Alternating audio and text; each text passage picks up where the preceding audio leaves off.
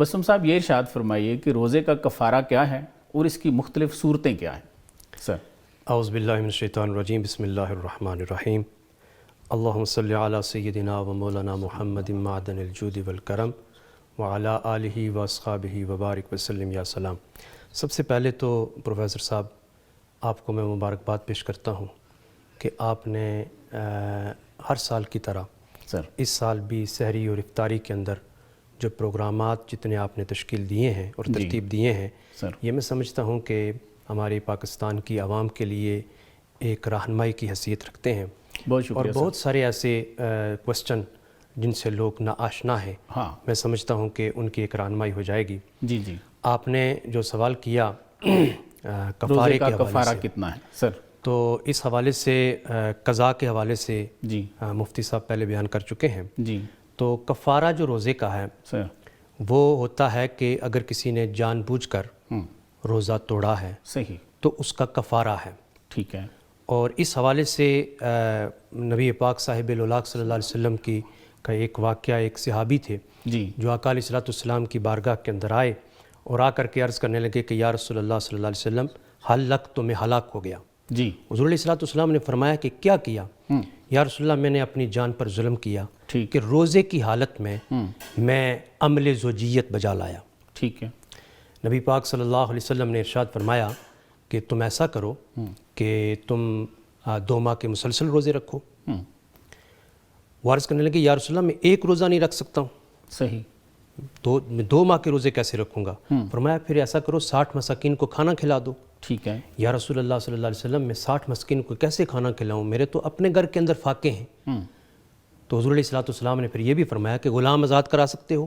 صحیح، عرض کرنے لگے کہ غلام آزاد کرانے کی بھی سخت نہیں ہے۔ ٹھیک ہے، اب چونکہ وہ معاملہ ایک نبی اور صحابی کا تھا، ہاں اور ظاہر ہے نبی پاک صلی اللہ علیہ وسلم کو اللہ تبارک و تعالیٰ نے یہ اختیار دیا ہوا ہے صحیح، کہ وہ جس کے متعلق جو چاہیں فرما دیں۔ بالکل ٹھیک، اب فرمایا کہ بیٹھ جاؤ۔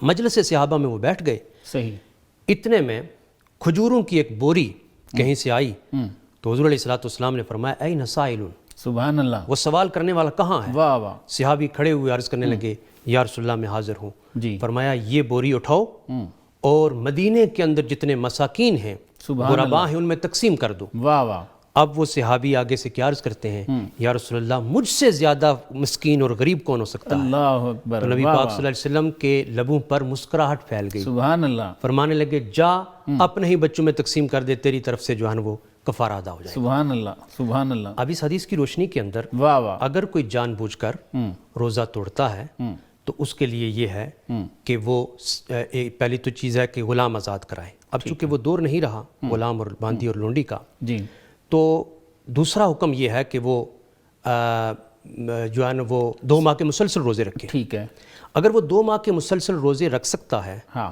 تو اس کو رکھنے چاہیے، چونکہ روزہ افضل ہے۔ صحیح، اور رمضان کا جو روزہ ایک قضا ہوتا ہے، ہاں تو فرمایا کہ نبی پاک صلی اللہ علیہ وسلم نے کہ اگر وہ اور دنوں کے کئی مہینے کے بھی روزے رکھے تو اس کا مقابلہ نہیں کر سکتا، بالکل ٹھیک، روحانی اعتبار سے یا روزے کی جو افادیت اور اہمیت ہے یا اس کے اندر جو فیوز و برکات مل رہے ہیں روزے کی حالت میں۔ صحیح، لیکن فرمایا کہ وہ 60 دن کے روزے رکھے، 2 ماہ کے روزے رکھے۔ صحیح، اگر یہ بھی نہیں کر سکتا تو وہ 60 مساکین کو کھانا کھلائے صحیح، اور 2 ٹائم کھانا کھلائے۔ بالکل ٹھیک، تو یہ اس کا کفارہ ہے کہ جو روزہ نہیں رکھ سکا ہے۔ بالکل ٹھیک ہو، بالکل ٹھیک ہو۔ تبسم صاحب یہ ارشاد فرمائیے کہ اگر ایک رمضان میں 1 سے زیادہ روزے کھانے پینے سے فاسد ہو گئے تو اس پہ شرع شریعت کا کیا حکم؟ دیکھیے ایک رمضان میں اگر روزے صرف کھانے پینے سے ہوئے ہیں تو وہ ایک ہی فدیہ اس کا ہوگا۔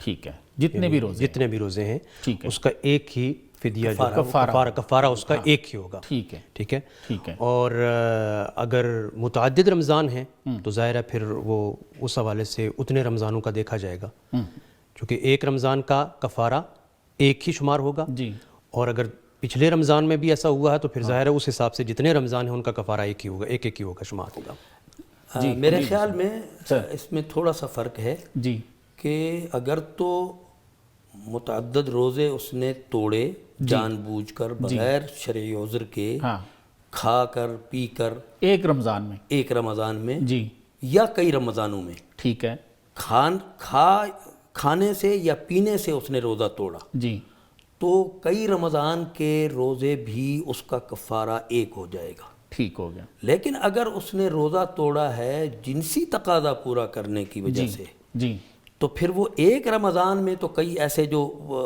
روزے توڑے ہیں ان کا تو ایک کفارہ کافی ہو جائے گا، صحیح. لیکن دوسرے رمضان کے اندر جو روزے اس نے توڑے تھے جنسی تقاضا پورا کرنے کی وجہ سے اس کی طرف سے یہ نہیں ہوگا، اس کے لیے پھر الگ وہ ہوگا.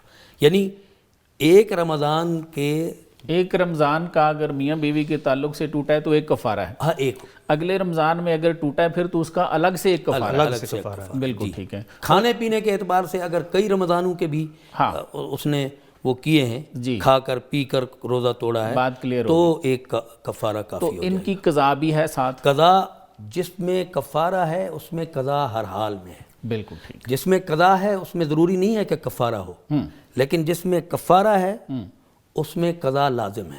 بالکل ٹھیک. بالکل ٹھیک. مثلا ایک آدمی بھول کے کھا لیتا ہے، جی اس کے اندر تو اس کو روزہ کچھ نہیں ہوتا، ہاں لیکن اگر آدمی کلی کر رہا تھا ہاں اور پانی اندر چلا گیا، صحیح. اب اس کا ارادہ کفارہ نہیں تھا، ہے. جی ارادہ نہیں تھا، روزہ ٹوٹ گیا، صحیح. لیکن کفارہ نہیں ہے. کفارہ نہیں قضا لیکن ہے. جس میں کفارہ آئے گا اس میں قضا ہر حال میں ہوگی. بالکل ٹھیک ہو گیا. بالکل ٹھیک ہو گیا.